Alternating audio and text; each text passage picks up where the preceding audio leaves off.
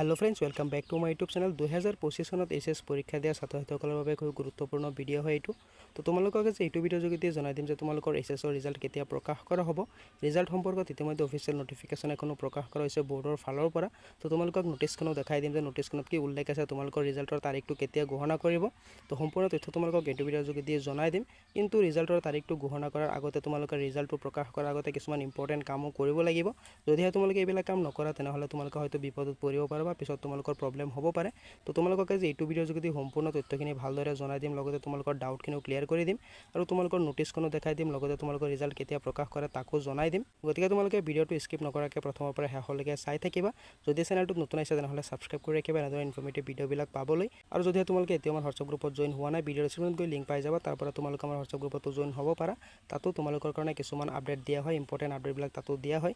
তো তোমালোকে তাতো জয়েন হৈ ল'ব পাৰা তো তোমালোকৰ যে এসএছৰ ৰিজাল্ট আছে তোমালোকৰ 2025 চনৰ যে এসএছৰ ৰিজাল্ট আছে ৰিজাল্ট সম্পৰ্কত ইতিমধ্যে নোটিছ প্ৰকাশ কৰা হৈছে অফিচিয়েল নোটিছ এখন প্ৰকাশ কৰা হৈছে আসাম হায়াৰ সেকেন্ডাৰী এডুকেশ্যন কাউন্সিলৰ তৰফৰ পৰা তো তোমালোকক প্ৰথমতে নোটিছটো দেখাই দি আছো পিছত তোমালোকক জনাই দিম যে তোমালোকৰ ৰিজাল্টটো কেতিয়া দিয়া হ'ব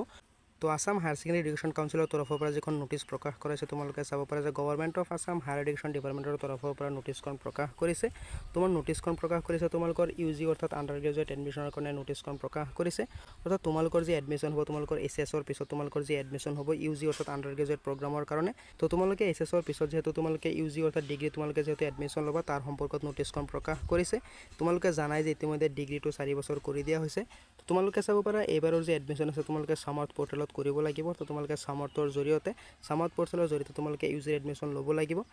এছএছ পৰীক্ষা ৰিজাল্ট দিয়াৰ পিছতে তোমালোকৰ সম্পূৰ্ণ প্ৰসেছখিনি ষ্টাৰ্ট হৈ যাব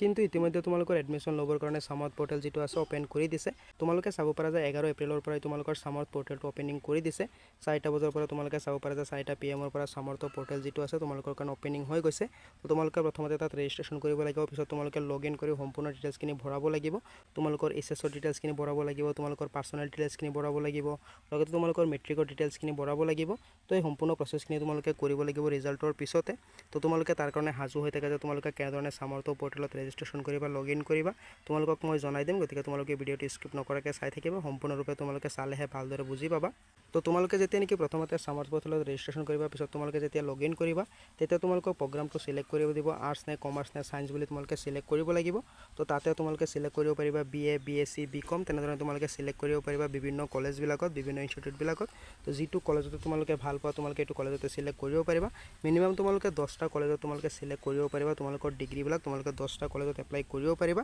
তো এপ্লাই প্ৰক্ৰিয়া যেটো আছে তোমালোকৰ এডমিশন প্ৰসেছ যেটো আছে তোমালোকৰ এছএছৰ ৰিজাল্ট দিয়াৰ পিছতে আৰম্ভ হৈ যাব তো এছএছৰ ৰিজাল্ট দিয়াৰ আগতে তোমালোকে এইখিনি কথা ভালদৰে জানি লোৱা এইখিনি কথা জানাটো বাধ্যতামূলক হয় তোমালোকৰ ৰেজিষ্ট্ৰেচন প্ৰক্ৰিয়া যেটো আছে তোমালোকৰ ৰেজিষ্ট্ৰেচন প্ৰক্ৰিয়াটো 11 এপ্ৰিলৰ পৰা আৰম্ভ হৈ গৈছে তো তোমালোকে এতিয়া সামাৰ্থ পোৰ্টেলত ৰেজিষ্ট্ৰেচন কৰি থৈ দিব পাৰা পিছত যেতিয়া তোমালোকৰ ৰিজাল্টটো দিয়া হ'ব তেতিয়া তোমালোকে নিজৰ ইনষ্টিটিউটবিলাক বাছি ল'ব পাৰিবা নিজৰ প্ৰগ্ৰামবিলাক বাছি ল'ব পাৰিবা এইটো কলেজত তোমালোকে পঢ়িব বিচাৰা হেতু কলেজত তোমালোকে প্ৰগ্ৰামবিলাক বাছি ল'ব পাৰিবা তো এতিয়া যেহেতু ৰেজিষ্ট্ৰেচন প্ৰক্ৰিয়া আৰম্ভ হৈ গৈছে তোমালোকে ৰেজিষ্ট্ৰেচন কৰি ল'ব পাৰা 11 এপ্ৰিলৰ পৰা আৰম্ভ হৈ গৈছে সামাৰ্থ পোৰ্টেলৰ এডমিশনৰ কাৰণে ইনষ্টিটিউটবিলাকক কিছুমান ৰেসপন্সিবিলিটি দিয়া হৈ আছে তোমালোকে চাব পাৰা প্ৰতিটো কলেজে নিজৰ প্ৰসপেক্টাছ 5 মেৰ আগতে আপলোড দিব লাগিব নিজৰ কলেজৰ যেটো নেকি অফিচিয়েল ৱেবছাইট আছে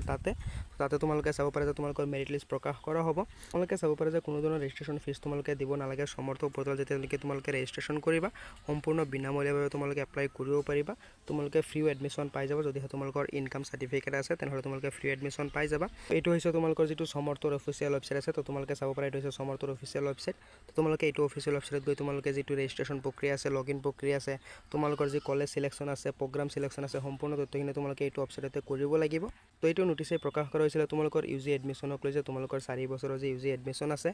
ইউজি এডমিশনৰ কাৰণে তোমালোকে এটা সামাৰ্থ পোৰ্টেলৰ জৰিয়তে তোমালোকে এপ্লাই কৰিব লাগিব কলেজবিলাক সিলেকশন কৰিব লাগিব নিজৰ প্ৰগ্ৰামবিলাক সিলেকশন কৰিব লাগিব তো তোমালোকে এইটো ৱেবছাইটত গৈ কৰিব পাৰিবা সম্পূৰ্ণ ডিটেইলছখিনি তো তোমালোকক মই জনাই দিম যেতিয়া নেকি তোমালোকৰ ৰেজিষ্ট্ৰেচন প্ৰক্ৰিয়া আৰম্ভ হৈ যায় যেহেতু এতিয়াও আৰম্ভ হৈ গৈছে তেতিয়া তোমালোকক আধা প্ৰসেছখিনি মই নেদেখাও তোমালোকক ফুল প্ৰসেছ মই দেখাই দিম যেতিয়া নেকি সম্পূৰ্ণৰূপে আৰম্ভ হৈ যাব ৰিজাল্ট দিয়াৰ পিছত যেতিয়া নেকি সম্পূৰ্ণৰূপে এপ্লাই প্ৰক্ৰিয়া আৰম্ভ হৈ যাব তেতিয়া তোমালোকক মই এটা দীঘলীয়া ভিডিও বনাই দেখাই দিম যে তোমালোকে কেনেধৰণে এপ্লাই কৰিবা তোমালোকে কেনেধৰণে কলেজ সিলেকশন কৰিবা নিজৰ পাৰ্সোনাল ডিটেইলছখিনি কেনেকৈ ভৰাবা গতিকে তোমালোকে তাৰ পৰা চাই যে সামাৰ্থ পোৰ্টেলৰ যে এডমিশন আছে এডমিশন প্ৰসেছটো তোমালোকে কমপ্লিট কৰিব পাৰিবা তো এতিয়া তোমালোকক জনাই দি আছো তোমালোকৰ যেটো নেকি ৰিজাল্ট আছে এছএছৰ ৰিজাল্ট সম্পৰ্কত এতিয়ালৈকে কোনো ধৰণৰ অফিচিয়েল নোটিফিকেশন প্ৰকাশ কৰা নাই তো ৰিজাল্ট সম্পৰ্কত যদিও কোনো অফিচিয়েল নোটিফিকেশন প্ৰকাশ কৰা নাই তথাপি কিন্তু এডমিশন সম্পৰ্কত নোটিছ প্ৰকাশ কৰিছে তোমালোকৰ যেহেতু ইয়াতে উল্লেখ কৰিছে যে যে 5 মেৰ আগতে তোমালোকৰ যি প্ৰস্পেক্টাছ আছে প্ৰতিটো কলেজৰ প্ৰস্পেক্টাছ যেহেতু তোমালোকৰ 5 মেৰ আগতে কলেজৰ ৱেবছাইটতে প্ৰকাশ কৰিব দিছে অৰ্থাৎ কলেজৰ ৱেবছাইটতে আপলোড দিব দিছে তো তোমালোকে এটো খাটাং হৈ থাকা যে তোমালোকৰ এপ্ৰিলৰ শেষৰ ফালে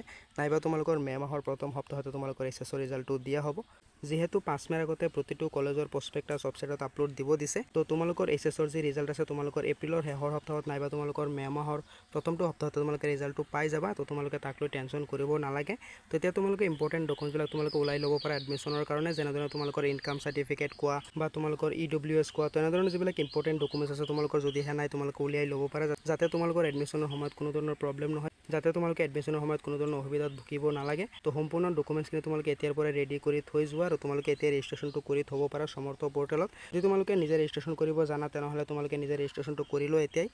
আৰু যদিহে তোমালোকে ৰেজিষ্ট্ৰেশ্যন কৰিব নোৱাৰা তেনেহ'লে মই তোমালোকক ভিডিঅ' বনাই দেখাই দিম তেতিয়া তোমালোকে ৰেজিষ্ট্ৰেশ্যন কৰি ল'বা তো এইখিনি আছিল ইম্পৰ্টেণ্ট তথ্যখিনি তোমালোকক আজি ভিডিঅ'ৰ যোগেদি জনাই দিলোঁ তো আশা কৰিছোঁ ভিডিঅ'টো তোমালোকে ভাল পাইছে ভিডিঅ'টো ভাল পাইছে লাইক এটা কৰি দিব পাৰা কিবা তেতিয়াহ'লে কমেণ্টত জনাব পাৰা তো লগ পাম নেক্সট ভিডিঅ'ত নতুন আপডেটৰ সৈতে ধন্যবাদ।